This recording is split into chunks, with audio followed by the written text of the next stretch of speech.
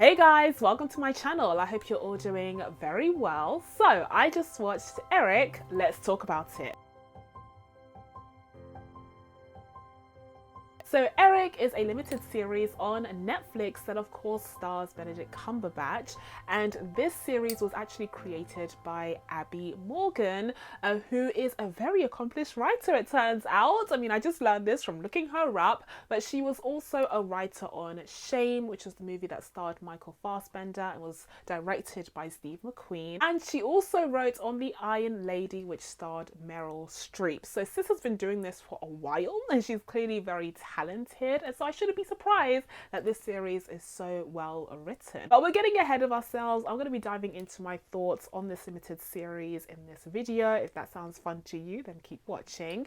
And as per usual, if you haven't already, please be sure to subscribe to my channel and make sure you turn on your notifications so that you can be told when I upload next. Now without further ado guys, let's get into this. So Eric is a limited series on Netflix that is centered on Vincent Anderson, who is portrayed by Benedict Cumberbatch, and he is a genius master puppeteer who is a co-founder of the TV show Good Day Sunshine, which is essentially this world's version of Sesame Street. It's a kids puppeteer show that teaches about good morals and has like good positive vibes to it, and it was clearly born out of Vincent's very traumatic childhood and complicated relationship with his extremely wealthy realtor developer father. Now Vincent lives in New York with his small family made up of his wife Cassandra, or Cassie, and their son Edgar, and these names are pretty retro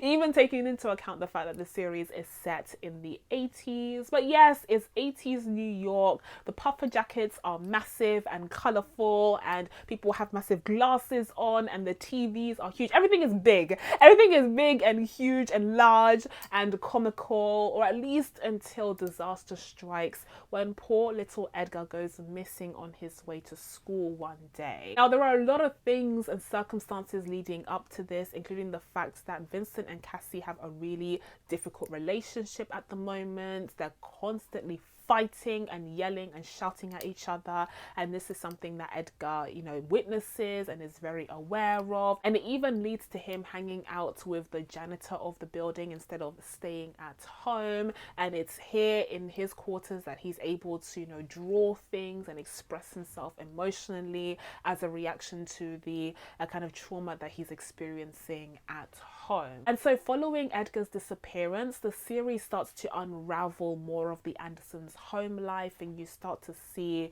the troubles that the two parents had, and why Edgar was so detached from his home and his parents. Now of course Edgar's disappearance leads to a huge investigation by the police, and this investigation is led by Michael LeDroit, who he himself has a lot of baggage. He has a lot going on professionally. He is still haunted by the disappearance of a previous young boy, this time a black young boy who still has not been found, and his mother continues to call LeDroit every single day and even visit the police department so she can get answers and still apply pressure on them, because she clearly sees, as we all do, the difference in how the police treat a missing persons case when it's a white kid versus a black one, and especially because this is the 80s, there's definitely a discrepancy there. And so LeDroit, as a black police officer, is definitely haunted by that, and he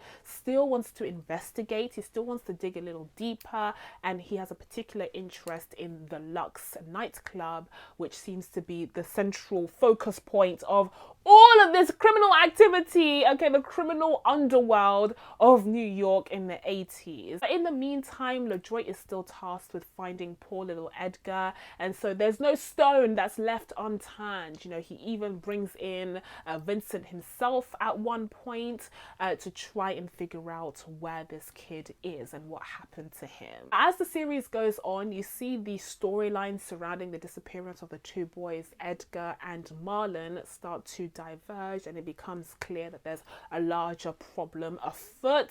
But in the meantime, you also explore how Edgar's disappearance has been affecting his parents. His mother is frantic, she's on the streets trying trying to get people's attention, handing out leaflets in person. And not to mention, she's pregnant, but not by Vincent, because she has met someone else, and to her, the marriage is over. She's ready to move on. And so even before Edgar's disappearance, they were on the rocks and something needed to change.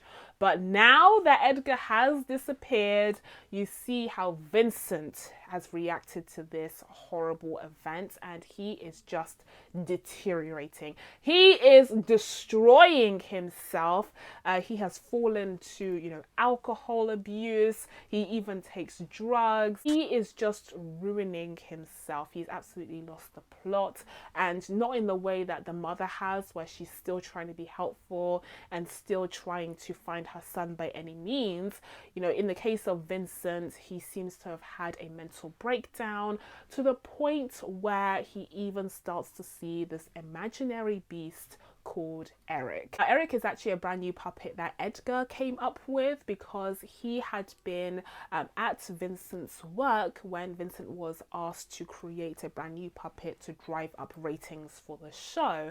And so this was his idea, to have this kind of grumpy monster that learns valuable lessons during the show, and it ends up manifesting in Vincent's mind when he suffers his mental break, and perhaps it was even caused by a knock on his head. But throughout the series, we see Eric be this haunting monster that verbalizes all of Vincent's insecurities and the fears and regrets that he has in his mind, especially in his role as a father, and how he may have caused Edgar's disappearance by driving him away. All of these horrible thoughts that plague Vincent's mind in this troubling time gets verbalized by this monstrous creation that is also voiced by Benedict Cumberbatch. So that's pretty much the summary of the story. In terms of what I thought of the show itself, I had I wouldn't say it's a good time, but I really enjoyed this Netflix limited series. I thought it was a really, really strong entry into Netflix's limited series catalogue. And as I said, the writing here was pretty good. It does take a very interesting approach in that you find out where Edgar is pretty early on. And so for most of the series, you're waiting for people to kind of catch up with you, because it turns out that Edgar had followed this homeless man that we meet briefly at the beginning of the show into the kind of underworld where a lot of homeless people are residing, because New York is New York, and the government, the city council, wants to drive out all of the homeless people outside of the city. And so they've already been driven to living in the underworld, and that's where Edgar finds himself. And then the homeless man takes that as an opportunity to get some money, and so he basically plans to hold Edgar hostage. And so you kind of follow along that storyline whilst also seeing the police trying to figure out where Edgar is. So it is a different approach to not telling us as an audience at all where Edgar is until the very end, which has a little bit more suspense to it. I figure since this was a binge drop, all 6 episodes of the show dropped a couple of days ago, and so I do think that the way that they structured the series makes sense, considering the fact that you can just binge the whole thing in pretty much one sitting, at least if you're me. Whereas if it was a weekly release, I think it would make more sense for us to not find out where Edgar was until the very end. And on top of that, because there was a lot going on aside from just Edgar's disappearance and trying to figure out where he was, it didn't feel boring even when we did find out, his location, because we were still exploring the prior disappearance of another young kid, this time Marlon, who was a black kid. And like I said, his mother was constantly pestering the police to ensure that, her son's disappearance remained at the top of their priority list, even though it really wasn't, as per the police captain's orders. But he turned out to be corrupt as hell, and that's a whole different story. But because those two storylines were unraveling concurrently, I never felt bored by the fact that Edgar's location was revealed so early on. I did think there was a bit of a disconnect though between these two storylines, and that is my biggest critique of the show, because whilst I appreciated the socio-political commentary of the series that was quite overt, like you really can't miss it, okay? And there was a lot of it as well, of all different variety, which we'll touch on in a second. But I think the biggest issue with the show is that it couldn't quite figure out what it wanted to be, because one half of the series is about Vincent and the Anderson family. It's about the breakdown of his marriage. It's about, you know, him being ousted from his own puppet show, despite the fact that he was one of the co-creators and he's the genius puppeteer creative mind behind the series, because his partner Lenny, played by Dan Fogler, clearly doesn't have the creative vision that he does. And then of course you have the disappearance of his son, as well as his consequential alcohol and drug abuse, on top of the fact that he now sees and is talking to an imaginary puppet monster. All of that is already enough to explore for the 6-episode limited series, but that's just one side of the story, because on the other side you have this exploration or deep dive of a whole range of 1980s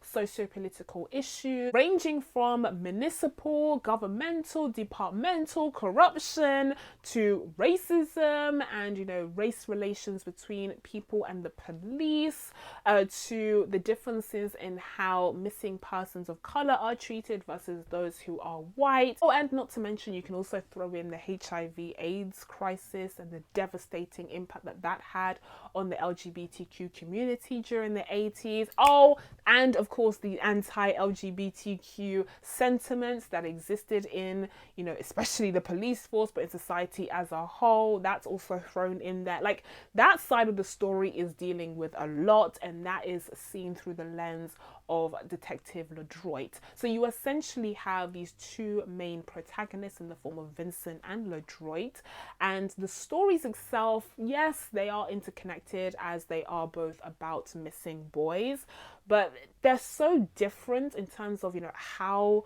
the stories are handled and the topics that are explored here. You know, one side is very introspective, looking at one man's mental health and, you know, the struggles that he's going through in light of the fact that his son is missing, and also how that's bringing up a lot of past childhood trauma when you look at his relationship with his parents. So a lot of that is like within Vincent's head, versus a more extrospective I don't know what the opposite of introspective is, but more of an external view of society in that time and in that place that is explored through LeDroit's eyes. All of that is to say that this is essentially 2 series in one, and if I'm being honest, I would rather have had the LeDroit side of things be fully explored as a limited series on its own.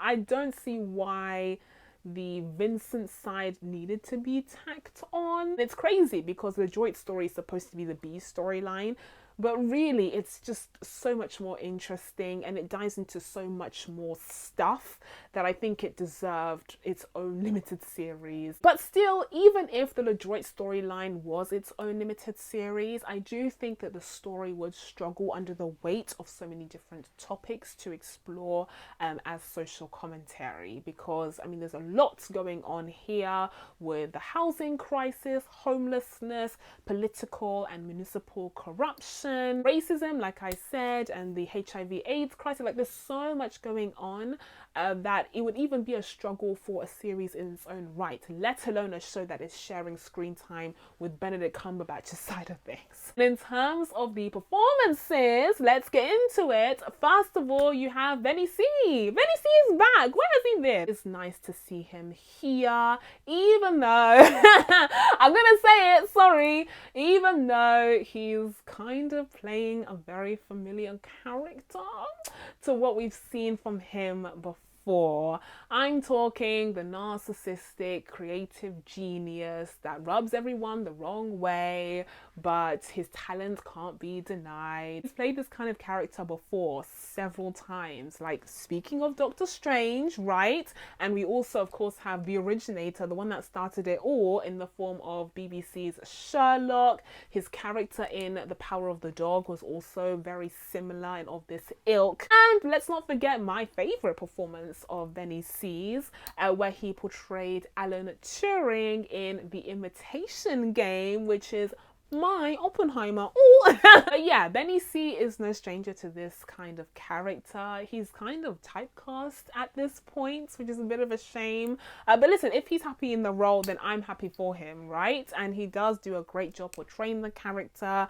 I think a major difference would be that this character goes to like the depths of hell. Like, like with the alcohol and substance abuse and mental health break that he goes through, it is more extreme, and we do see more of an extreme emotional and psychological reaction from him than we've seen in Benny C's other characters. And obviously those emotions and those circumstances give Benny C a good opportunity to really act the hell out of the role. So he does a really good job here. He does have that kind of grating American accent that apparently Americans hate. It is very gravelly, and it does have a lot of vocal fry, which on a woman, okay, listen, on a woman it would be dragged, but on him it's just like a cheeky little quirk, whatever. But for me, a major standout for this series was definitely hands down McKinley Belcher. McKinley Belcher the third gave a phenomenal performance as Michael LeDroit. Like I said, in my opinion, he could have just been the star of the show, honestly. Like, we didn't really need Vincent or his puppets. It could have just been about LeDroit's character. It could have been about his relationship with his partner who died of AIDS. It could have been about, you know, him kind of walking through this 1980s New York world during this time when there is so much racism and obviously so much homophobia as well. All of that was compelling enough to me to be a series in its own right, and I do think that McKinley Belcher did a phenomenal job in leading his side of the story to the point where he could have just been the lead. He could have just been the lead. And of course, we can't forget the puppet himself, the titular character of Eric, who, as I mentioned, was voiced by Benedict Cumberbatch. I was surprised to see that he wasn't as much of a feature on the show as I thought he would be. They definitely used him quite sparingly, but the meaning of the puppet was always there, because Vincent became convinced that if he could just get the puppet on the air, then his son would see it because it was their creation, and he would find a way to come home. And it was a very kind of fanciful belief, delusion even, but in the end it kind of worked. And I think that was another critique that I had, actually, that the way that the series wrapped up was just a little bit too convenient, and it didn't quite make sense considering the groundwork that they had laid for the first few episodes. So the fact that in the end Edgar just kind of escaped from the premises that the homeless people were residing in, and he just kind of saw a TV screen and then raced his dad back home, it was a bit like, it didn't quite make sense for the story that they had set up. And to contrast that happily ever after against the murder of Marlon, the black boy, I thought was a little bit tone deaf. Like, I don't know. Again, I just think these two storylines should have been a whole different series, because I don't know what they were trying to tell us there, making a point about the difference in how their missing persons cases were handled, but then putting this poor boy Marlon through like the worst storyline, the worst circumstances, whilst Edgar got to run home to his father, who's dressed up in a monster puppet suit, is like, yeah, no, I don't know how. As I sit here, I'm like, maybe this series pissed me off more than I realized. Maybe I need to sit with my thoughts for just a little bit longer. Maybe if you guys raise some more issues in the comments, I can get angrier.